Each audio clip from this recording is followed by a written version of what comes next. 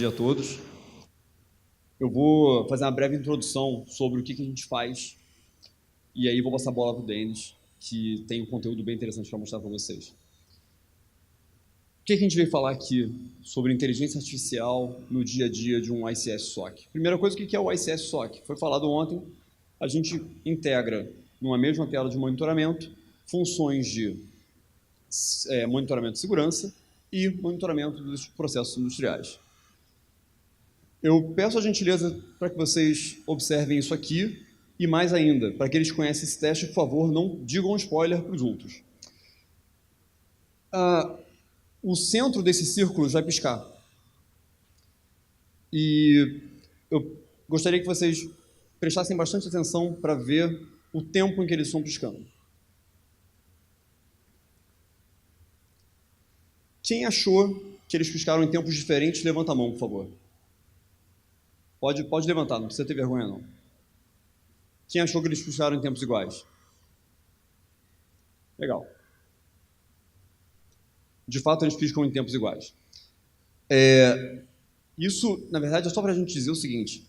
Quem dá a visão para a gente de que, para que eles perceberam tempos diferentes, é exatamente o cérebro que tenta fazer conexão entre a borda e a área interna. O fato é que o cérebro engana. Esse é o primeiro paradigma que a gente tem que ter nesse conceito do ICS SOC e por que a gente usa a inteligência artificial. O outro por favor, observem esses malabaristas. Eles vão colocar um coelhinho dentro de um dos pinos de boliche e vão jogar. Tentem observar, tentem acompanhar qual pino tem o coelho.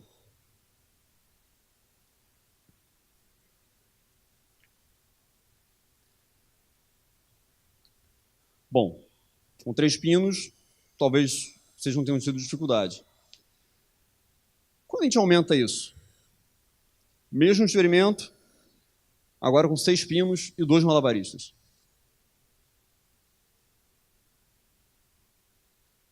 Atenção.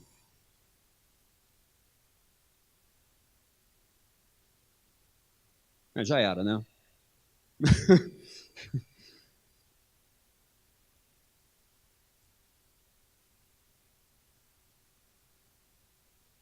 Bom, o fato a gente deixa de enxergar porque o excesso de informação faz com que o seu cérebro desligue a atenção sobre o assunto. Isso a gente chama de sobrecarga de informação. É o nossa segunda situação sobre a questão da inteligência artificial para o ICS SOC.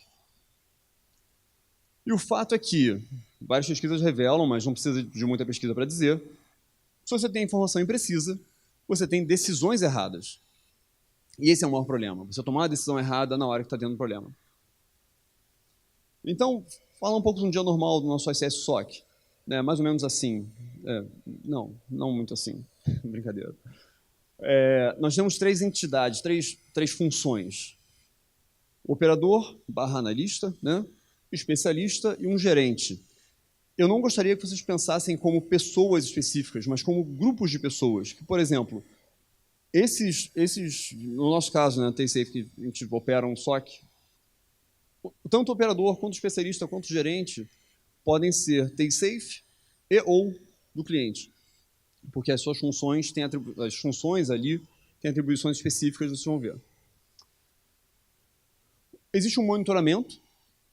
Então, o operador, principalmente, está ali monitorando, está olhando a tela, vendo os feeds de eventos, naquela ansiedade, Quer dizer, tem 2 tipos de operador. Tem aquele operador que fala, cara, tomara que não aconteça nada no meu turno, que eu vá para casa tranquilo, e tem aquele que fica babando sangue, falando, cara, vai acontecer algo hoje, eu vou detonar um hacker, e vou ficar sinistro, vou detonar geral.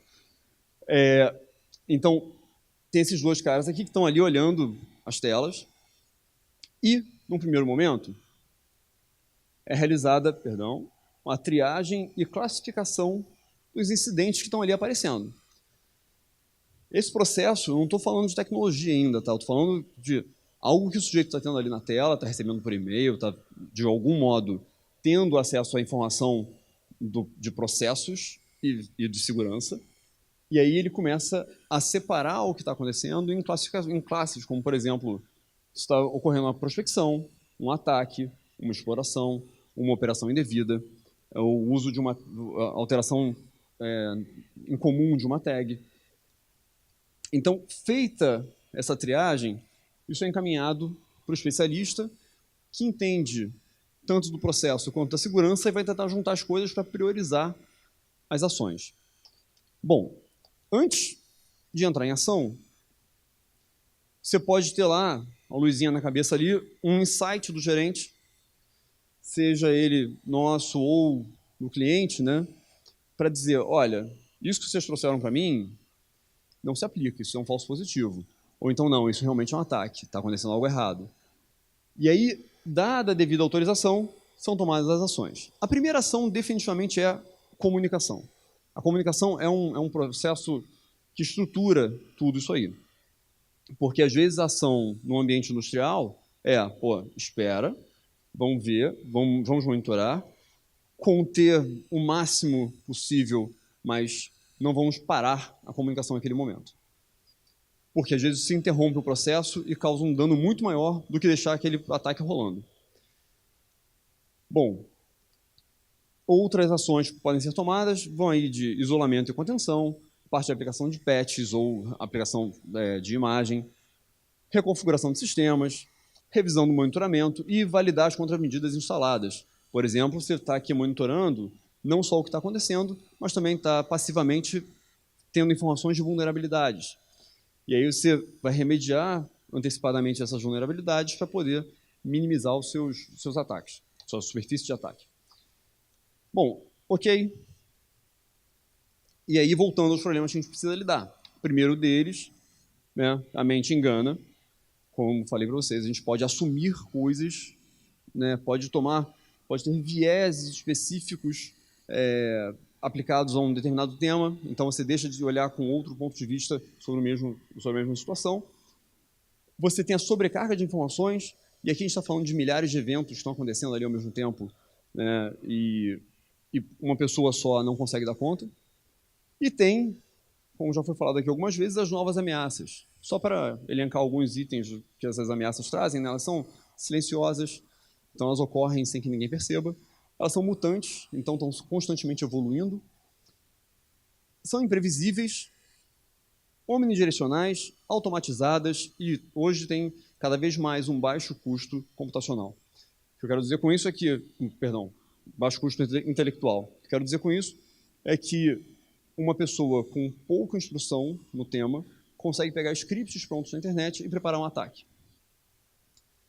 E aí, esses ataques, que hoje são feitos por robôs, feitos com sistemas inteligentes que automatizam o ataque e podem ter escala global, queria pegar uma inspiração lá do século XVI, no texto de Shakespeare, da Vida e Morte do Rei João, em que, numa situação, o lacaio lá do Rei João está tentando animar o rei, e aí ele fala, sede vivo como o tempo, com o fogo, sede fogo.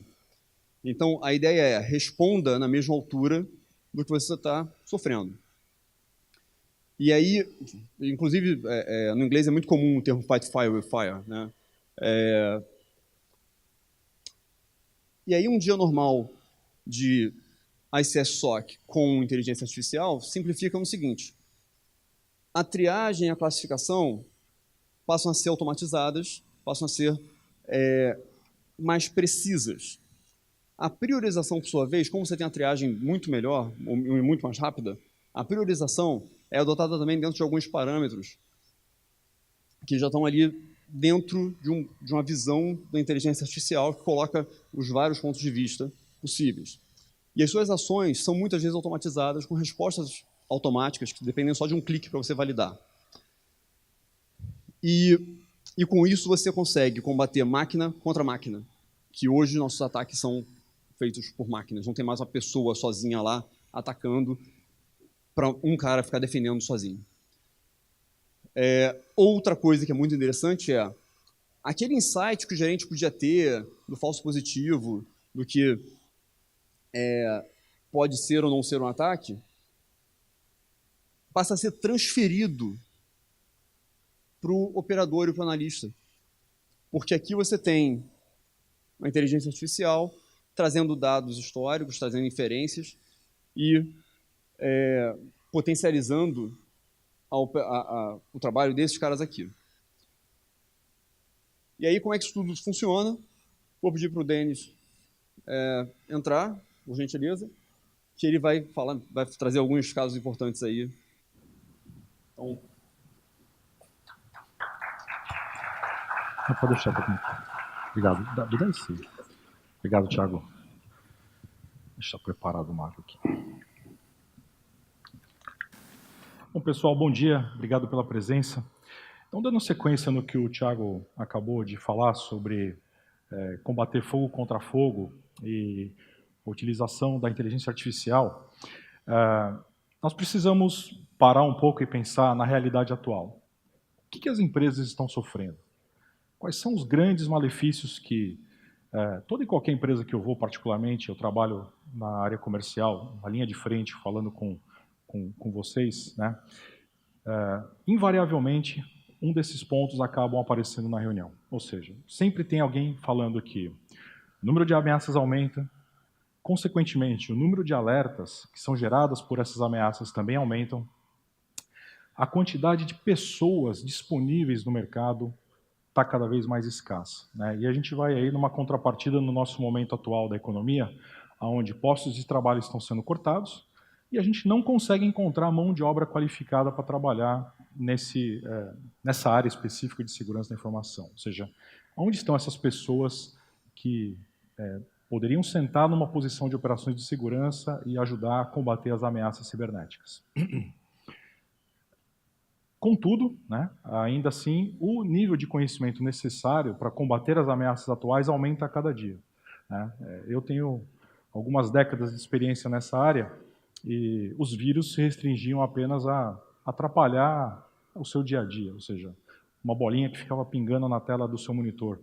Coisas fáceis de resolver que não necessariamente comprometiam uma produção inteira ou poderiam até colocar pessoas, né, vidas em risco em uma operação. E para piorar, o tempo disponível para a gente combater tudo isso é o mesmo, né? O dia só tem 24 horas, mas a gente ainda tem que estudar, se divertir, temos família, precisamos descansar. Qual é o tempo que sobra para investir em nós mesmos, né? Para o nosso próprio aperfeiçoamento? Então, esses são dilemas que...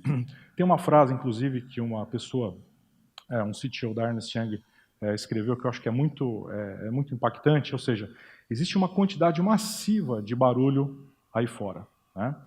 O cérebro humano não consegue processar tudo isso. Nós precisamos de algum tipo de auxílio para combater isso, para nos ajudar a equilibrar essa equação, alguma coisa como a inteligência artificial ou tecnologias cognitivas.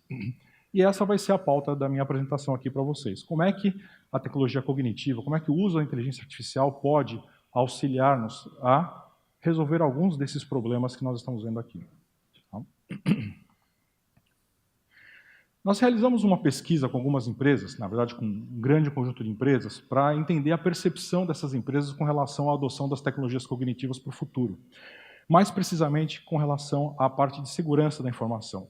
Que tipo de benefícios que as empresas poderiam perceber de imediato adotando-se uma tecnologia com fundamentação ou com a capacidade embarcada de inteligência artificial? O primeiro de tudo é o aumento na inteligência. E quando a gente fala em inteligência, é na questão da rapidez na detecção de novas ameaças. Tá? Então percebe-se que há um benefício grande na hora de você detectar e melhorar os seus processos de resposta a incidentes de segurança. 2, o aumento na resposta propriamente dita, ou seja, no momento que você começa a implementar os seus planos de ações para responder àquele incidente de segurança, uma vez que aquilo já foi devidamente qualificado em cima de que tipo de ameaça está atingindo a empresa naquele momento. E terceiro, a precisão, ou seja, ajudar a eliminar falsos positivos, ajudar a encontrar aquela agulha numa pilha de agulhas, né? Qual é aquela agulha que eu estou procurando? Aquela que vai realmente, que é o ataque, aquele ataque que eu estou buscando, que muitas vezes é perdido no momento da monitoração. Existem alguns outros benefícios também com relação à parte das expectativas de como é que isso vai nos ajudar a diminuir a maneira ou a quantidade de ataques que as empresas sofrem no dia a dia, também tem uma expectativa muito alta. Esse estudo é de 2 anos atrás, não é de agora. Foi quando a IBM começou a olhar para o mercado de segurança através das suas tecnologias de inteligência artificial que ela já possuía e como é que nós podíamos utilizar isso dentro da área de segurança da informação.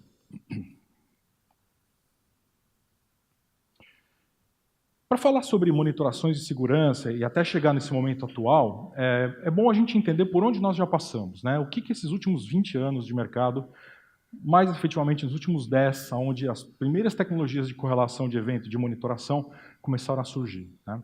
É interessante observar que nesse gráfico, né, quanto menos complexo ou quanto menos sofisticado o tipo de analytics que a empresa precisa exercitar, mais simples são os tipos de dados que ela pode trabalhar. Quando você aumenta o grau de complexidade sobre que tipo de investigação, quais são os outcomes, quais são os benefícios que você busca nessa sua interpretação analítica, o tipo de dado que é necessário para essa monitoração é cada vez mais complexo, é cada vez mais rico em informações. Hoje em dia, nós ainda trabalhamos muito apoiados em cima do quê? De dados estruturados, que são fáceis de correlacionar, que são fáceis de você fazer pivotar esses dados, né, fazer combinações, olhar para dados estatísticos, tendências, mas quando chega, por exemplo, na parte de dados não estruturados, onde existe uma infinidade de conhecimento ali depositada, como é que as tecnologias atuais lidam com essas informações? Como é que eu consumo esse tipo de coisa? Da mesma forma, os benefícios que você utiliza, os mecanismos, na verdade, que você utiliza para extrair esses benefícios, eles precisam evoluir. Lá atrás tudo começou com o comando grep. Queria buscar alguma informação dentro de um determinado silo de dados, grep. Depois, ferramentas de busca, de pesquisa, né, fazendo varreduras em vários silos distintos, vários silos diferentes. Depois, pattern matching, regras de correlação, análise comportamental. E, finalmente, cognição, ou seja, o processo de ler essas informações e interpretar essas informações e qual é o significado que essas informações têm para o meu ambiente. Como isso pode me afetar ou como isso pode ajudar eu a resolver um problema existente ou que eu não conheço.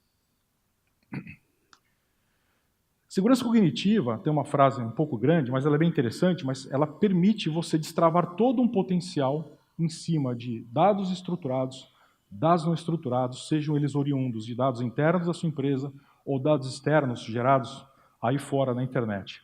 Ele consegue conectar aí pontos, né, obscuros que normalmente nós deixaríamos passar numa investigação, né? Se a gente parar para pensar nessa parte de investigação de ameaças, contenção de ataques, muitas vezes nós somos levados a um erro porque nós estamos acostumados a fazer as coisas do mesmo jeito. A gente não tem, muitas vezes, a capacidade ou não tem o tempo de parar para investigar um problema de diferentes pontos de vista ou de diferentes possibilidades para você tentar identificar aquele falso positivo ou eliminar aquele falso positivo da sua frente, tá? E isso permite que as empresas possam, obviamente, responder com mais velocidade, com mais precisão sobre as ameaças que estão surgindo. Se a gente olhar para o papel do analista de segurança, aquela pessoa que trabalha num SOC, seja ele um SOC próprio, ou seja ele um serviço gerenciado, contratado, tá?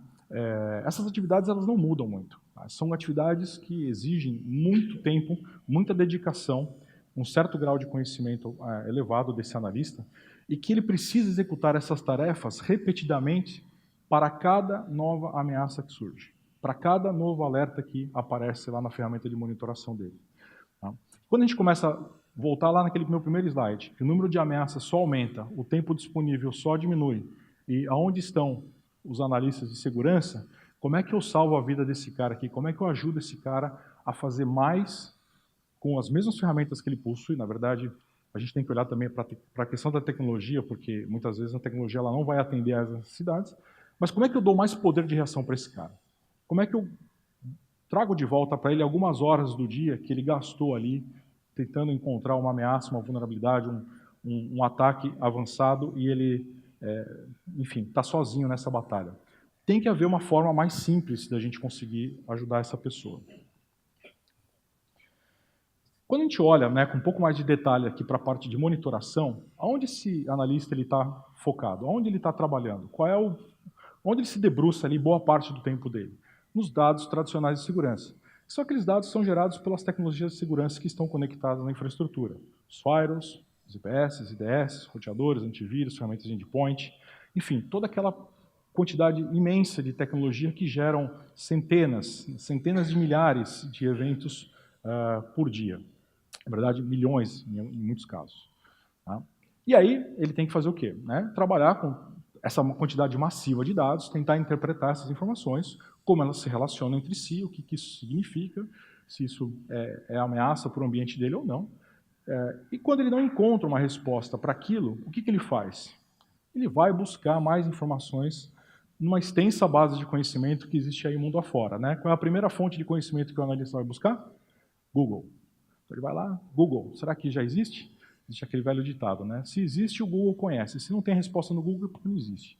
Então ele vai lá e procura no Google, vai ver o que o mercado está falando sobre aquilo, se existem publicações da indústria com relação àquela nova ameaça que ele está tentando compreender.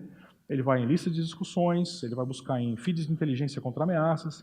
Esse é um processo válido, valioso, para o aprendizado do analista, para o autoconhecimento dele, para o enriquecimento do trabalho dele. Porém, de novo, o contratempo aí, quanto tempo nós temos disponível para fazer isso? Para um ataque, 1 hora para analisar, 2 horas, 2 dias, 3 dias, quanto tempo você vai investir numa investigação? Tem outro ponto aqui, né, que é com relação a esse conhecimento gerado. Que ele é gerado por quem? Quem gerou esse conhecimento? Nós geramos. Quem consome esse conhecimento? Nós. Até então, máquinas não conseguiam consumir essa informação, não conseguiam aprender sobre essas informações aí fora. Como é que eu faço uma tecnologia, entender o que nós escrevemos, interpretar essas informações e colocar isso para dentro da correlação de eventos ou para dentro da monitoração de segurança e tornar essa informação em ações que possam ser implementadas na operação do dia a dia? E para piorar, né, a gente aproveita muito pouco desse conteúdo, só 8%. Né, e eu não estou nem falando da quantidade de lixo, de coisas que se escrevem, de bobagens que se escrevem por aí. As pessoas divagando, aí, viajando um pouco no conhecimento. Tá? Estamos falando de publicações realmente de credibilidade.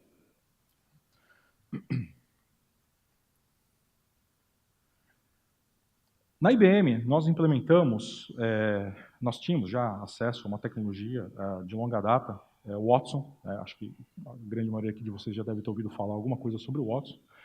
Em curtas palavras, o Watson ele tem N aplicações práticas. Tá? Ele pode ser aplicado para medicina, para a área financeira, para a área de, enfim, jurídica, para a área de exploração de petróleo em plataformas pré-sal. E nós observamos o seguinte: por que não utilizar o Watson para cibersegurança? Qual o primeiro grande desafio? O primeiro grande desafio é ensinar o Watson sobre cibersegurança.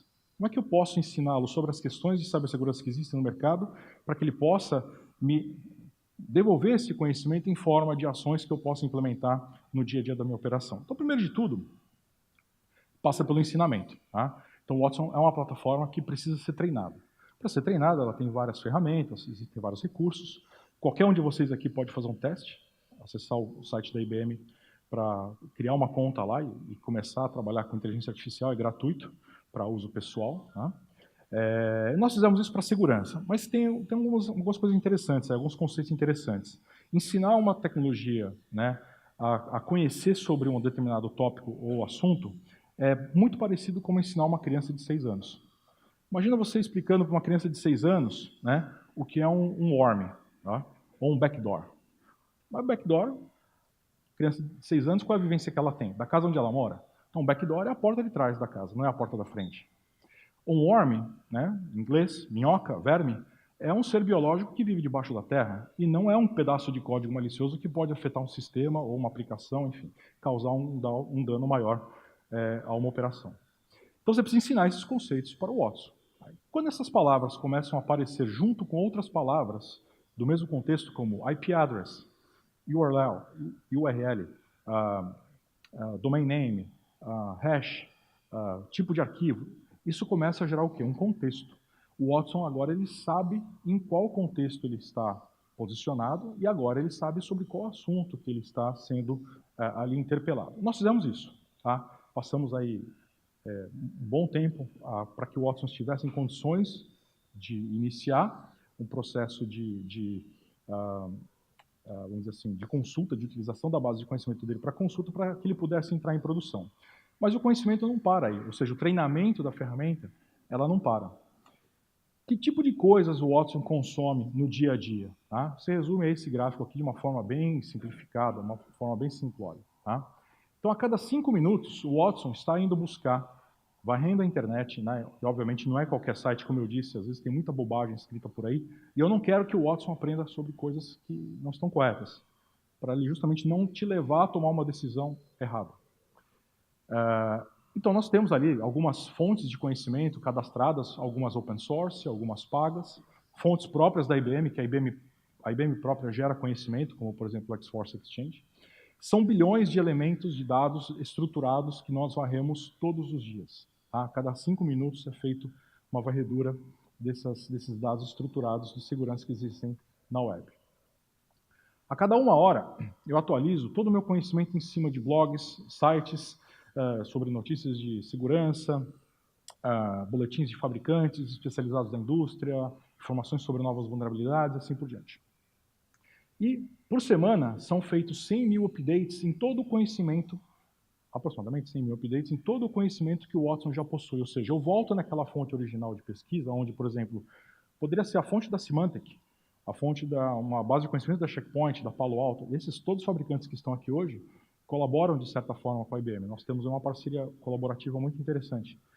O que aquele fabricante que descobriu a vulnerabilidade, né, colocou de novidade sobre esse problema aqui, sobre essa ameaça? Eu vou lá e atualizo esse conhecimento. Então, com isso, o Watson está aprendendo constantemente sobre esse conhecimento, atualizando a sua base de conhecimento para que eu possa ter sempre a informação mais precisa e mais atualizada possível para poder ser utilizada na monitoração de segurança e na hora de gerar uma resposta a um problema encontrado. Bom, obviamente, aí entra aqui na parte interessante da coisa, né, onde está a mágica da solução, que é justamente a parte de filtragem, aplica-se machine learning, aplica-se o processamento de linguagem natural, isso é muito importante. Como é que o Watson aprende de um PDF? Ele lê o PDF. Ele identifica as palavras-chave de um documento, interpreta o que aquilo quer dizer, joga aquele conhecimento para a base de dados. Então, quando surge um novo malware, eu não preciso lá e treiná-lo, apresentar o PDF para ele, Watson, olha, lê aqui comigo. Não funciona assim. Eu simplesmente carrego o documento, ele varre aquilo, ele absorve aquele conhecimento automaticamente. Essa é a parte bonita da coisa.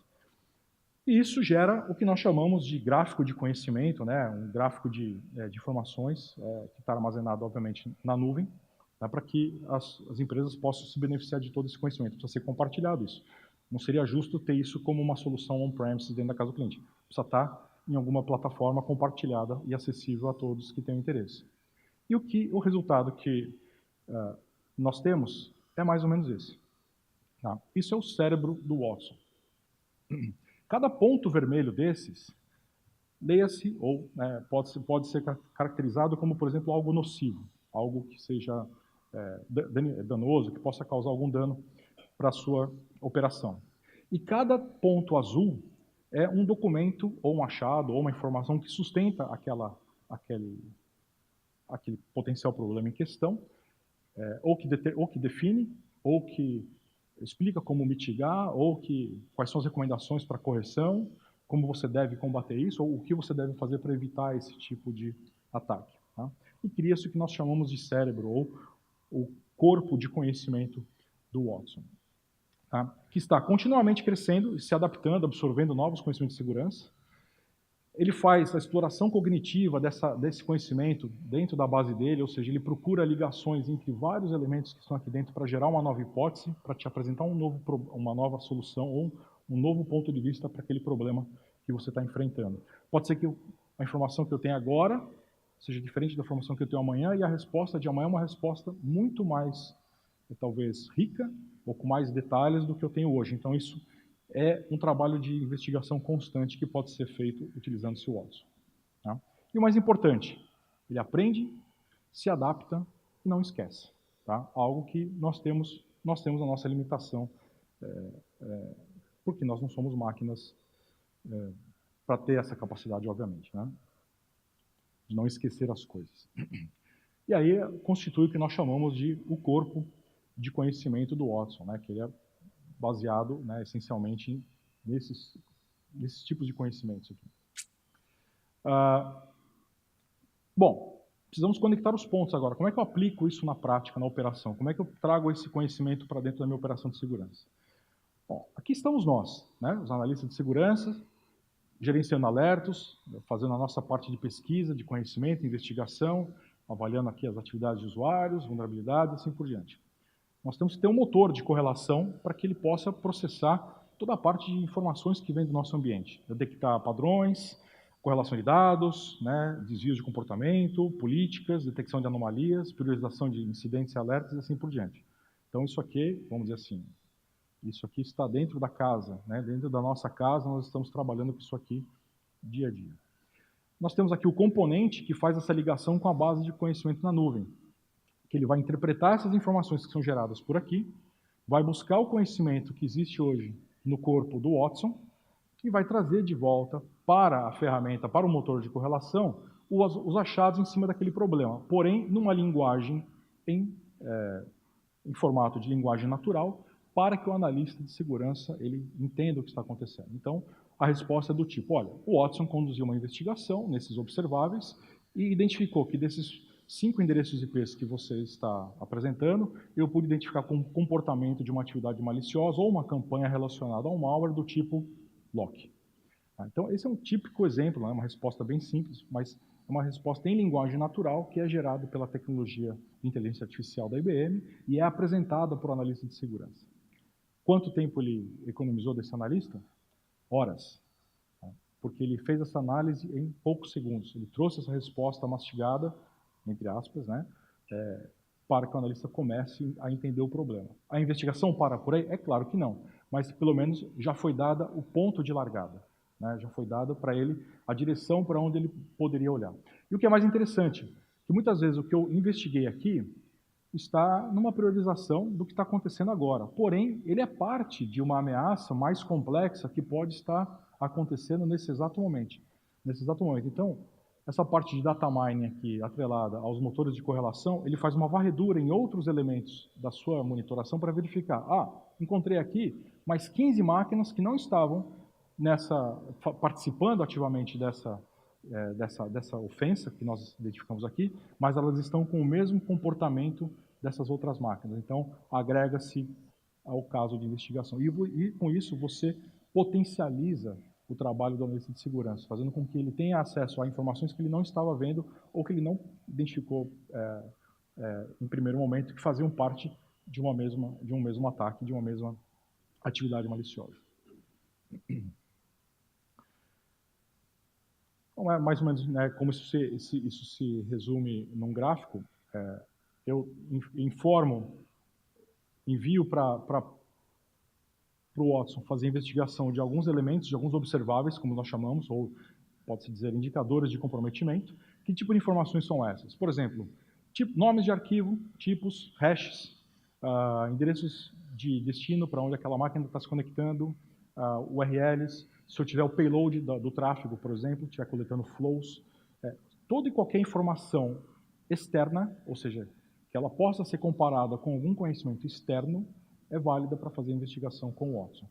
Questões de privacidade, de proteção da informação da companhia, como é que fica aqui? Eu escolho aquilo que eu quero enviar para fora. Né? Endereços IPs internos não vão para fora, nomes de usuários não vão para fora, ou seja, o Watson não vai conduzir nada invasivo dentro da sua organização, tentando buscar vulnerabilidades internas, porque não é o foco dele, não é o foco da tecnologia exercitar esse tipo de atividade, e sim olhar para mitigação de cyberataques, né, quando estão relacionados com ataques externos.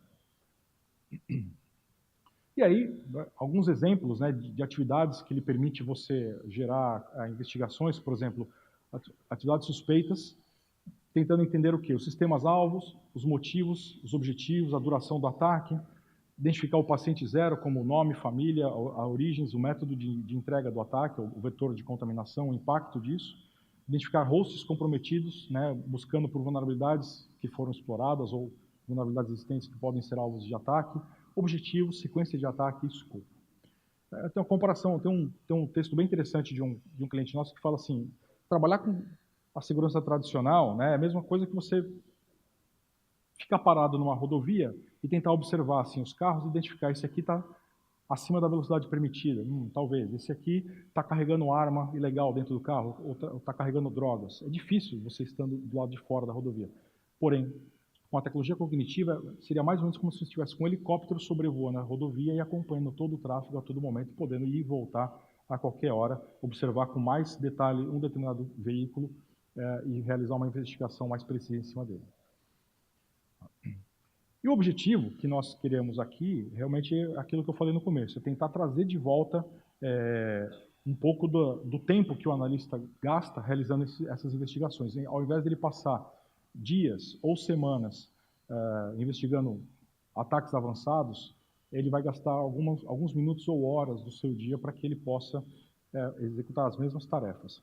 E aí ele pode até se dar o luxo de utilizar as horas que sobram do dia para fazer tarefas ou realizar tarefas mais nobres, vamos dizer assim, ou para aprimorar o seu próprio conhecimento, ou mesmo assim a empresa não precisa investir, talvez, em aumentar o staff de pessoas da monitoração.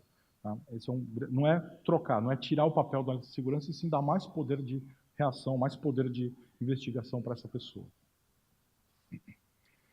Tem aqui alguns exemplos, na verdade é um exemplo só que foi realizado dentro de uma empresa.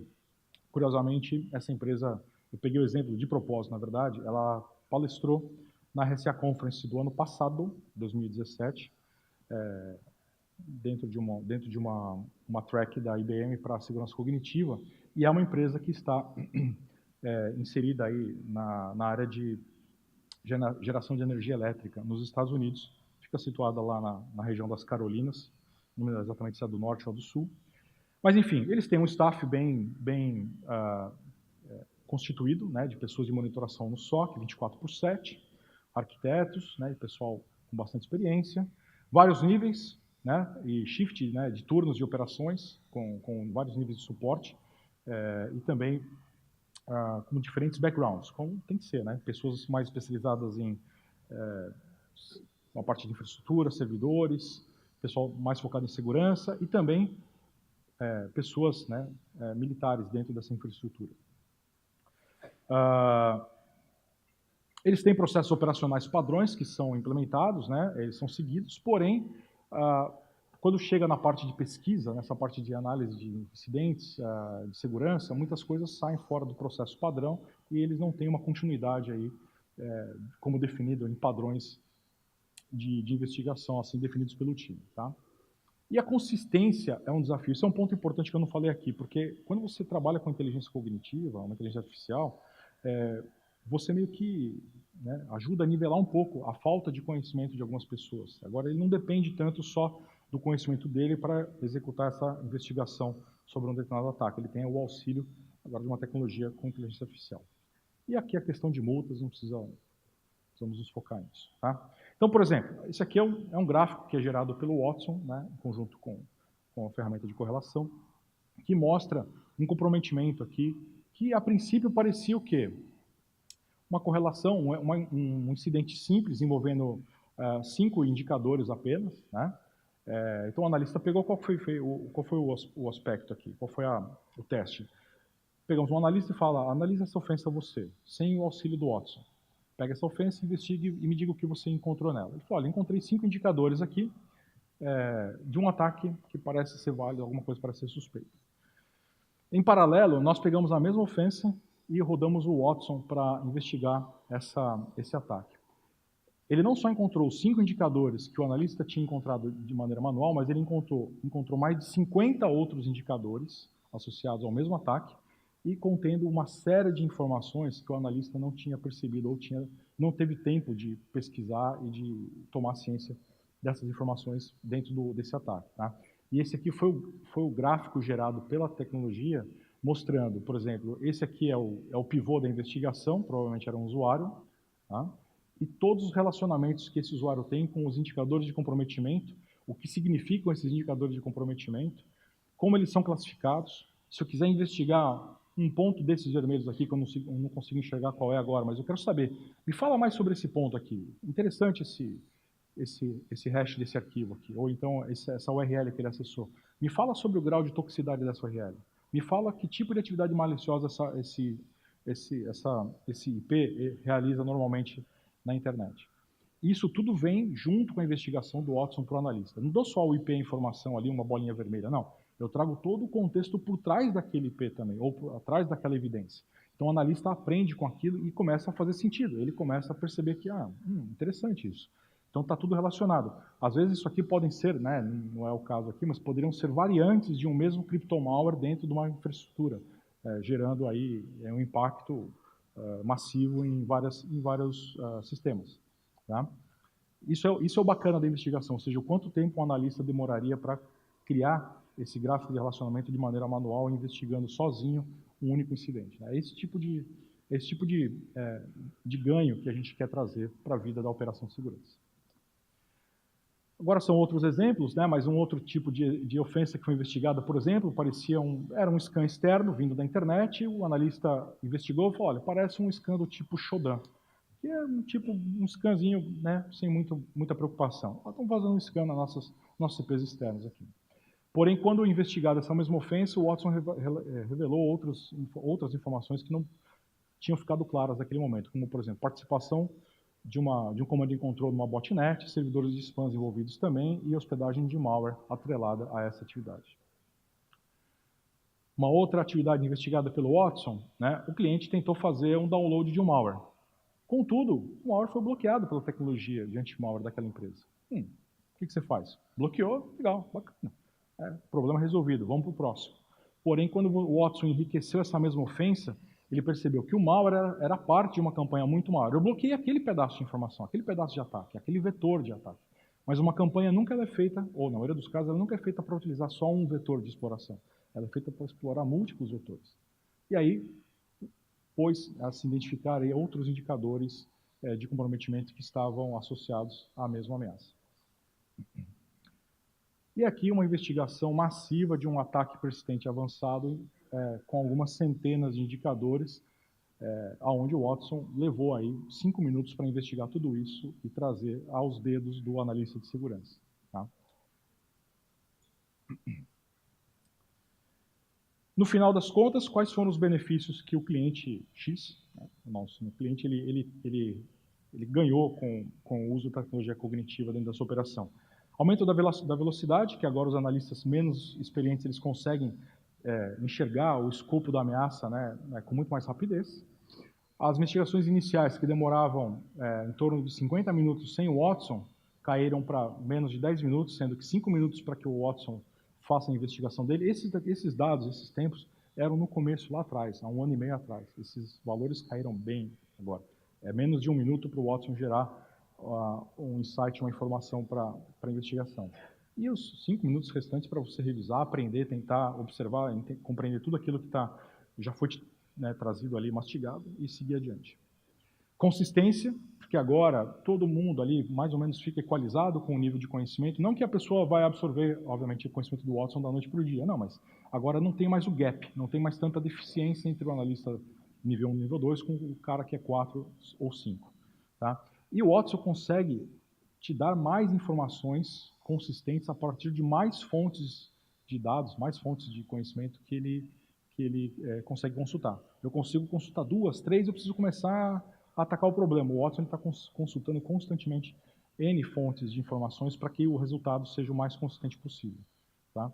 E a parte de correlação, né, que existem muitos dados para o analista poder digerir, e essa parte visual que ajuda bastante também na compreensão, no entendimento da ameaça. Ok? Pessoal, era isso que eu queria apresentar para vocês hoje. Faltam 38 segundos. Agradeço a presença de todos. Ficarei por aqui até o final do dia. Quem quiser conversar comigo durante o intervalo, estou à disposição. Ok? Obrigado. Bom evento a todos.